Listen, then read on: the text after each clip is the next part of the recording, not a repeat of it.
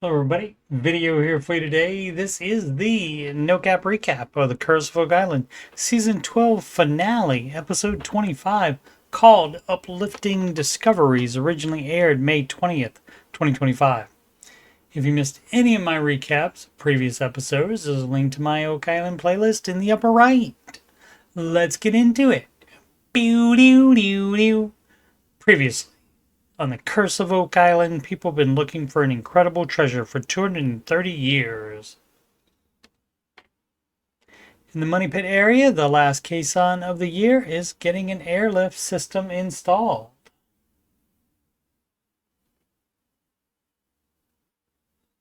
In this graphic, it is centered between the chapel shaft and the Dunfield Circle boundary. The airlift system is the decided new strategy after the caisson could not be advanced past what they think is a ledge, as illustrated here. The airlift system shoots air down into the water-filled solution channel, which forces water, sediment, and any other items up a second hose. The contents go into a tank and the water is drained. The pump is started. The operation is underway.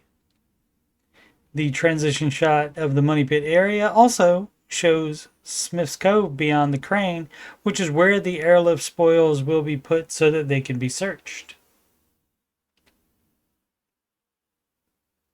Lot 5 that keeps on giving gives again this day.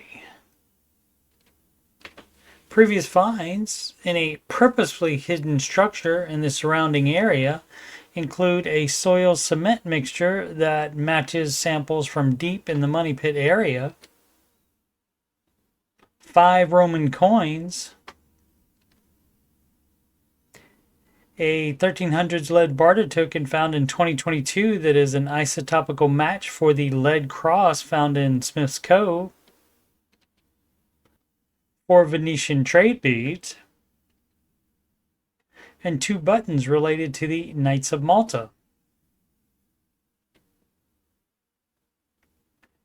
In a new test pit outside of the main structure, Gary metal detects and gets a hit here.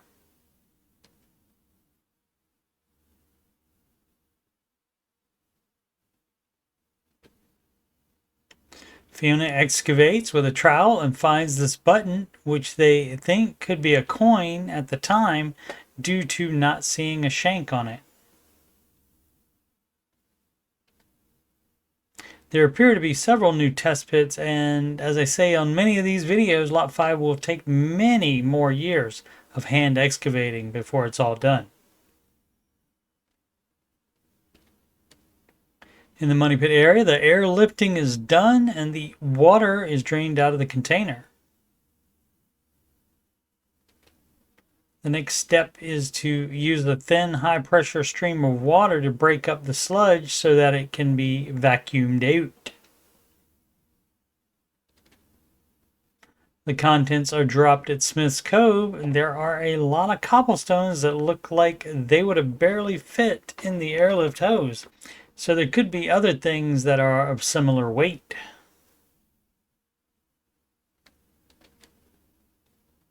Rick spots a dowel among them. It is believed that even the earliest searchers used metal fasteners to build shafts and tunnels, so dowels would be pre-Money Pit discovery. This is one of the examples of dowel fastener usage. A drone transition shot shows how much they have to go through. Gary metal detects this part of a pickaxe. That could be from the same tool as this part found in the spoils from higher up in that same last caisson. Gary gets another it here that ends up being what they think is a chisel. They run out of time for the year, so must wait until the following spring to finish going through the solution channel spoils. Marty starts off the annual end of the season meeting by saying he's in awe of all the brain power assembled. Getting down to business, he says that he has 6 items in front of him that not only predate the 1795 discovery of the money pit, but the year 1760 as well. Emma has information on the new finds in this episode. The Lot 5 button that was first thought to be a coin, she dates 1650 to 1750. It's interesting because it's a copper alloy with a high arsenic content that would suggest medieval times. But the other content has her believing that the button was made out of a medieval item that was melted down and made into a new item 100 and more years later. Surveyor Steve Guptill shows the path he has plotted going from Lot 5 to the swamp along the cobble and wood plank paths found this season that follow the eastern side of it. It is then further continued to the money pit area to connect all 3 artifact-rich locations. Emma continues with the chisel and pick from the solution channel spoils, saying that they are both very pure iron, and she gives them the same dating as the button, 1650 to 1750. Laird has said that pipe stem dates are a very good indicator of activity time periods. This one was found in the spoils from one of the 2 caissons that was sunk into shaft 6 in 1861 searcher shaft. The pipe stem itself is dated 1680 to 1710, so at least 151 years before that shaft was constructed.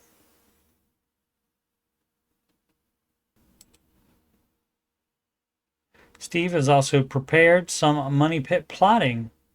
This is all of the work they have done so far. This dataset includes a slightly different, more southeast location of the final caisson. As shown here, almost all of it is in the chapel shaft and does not hit the Dunfield circle as the show graphic had shown. You got to be careful with that. Other data provided in the solution channel that is outlined in green is that the channel is not flat and ranges in depth from 202 feet deep to 220 feet deep. It is now suspected that the items of interest would be in one of the deeper pockets. The 4 purple caissons are the only caissons that have been put into the solution channel thus far. A big dig is mentioned as a possibility, which a lot of people want to happen, but would cost a lot of money and probably take multiple years. One of the ways to do it could be utilizing the honeycomb method, sinking caissons very close to each other. That was previously considered and rejected. They will continue on Lot 5 with a new round of ground-penetrating radar and have much more metal detecting done there. Unfortunately, there are no amazing finds shown in the season finale. It was immediately followed by a new episode of the Drilling Down Companion Show, which I will recap as well, and we'll put a link in the upper right now and also at the end screen of this video. It's called The Mystery Deepens, and the synopsis reads as follows. After another year of incredible finds on Oak Island, Matty Blake gets the ultimate insider scoop from Rick, Marty, and their team. In the off-season, I'll continue Season 8 Retro No-Cap recaps. All of the other seasons and episodes are done and are in my Oak Island playlist. The Secret of Skinwalker Ranch Season 6 begins airing June 3rd, 2025, and I'll be doing those new recaps, as well as retro recaps of Seasons 2 through 4. Seasons 1, 5, and the first 5 episodes of Season 2 are already in that Skinwalker playlist. Thanks so much for watching. Please subscribe, like, and comment. Sempre avanti.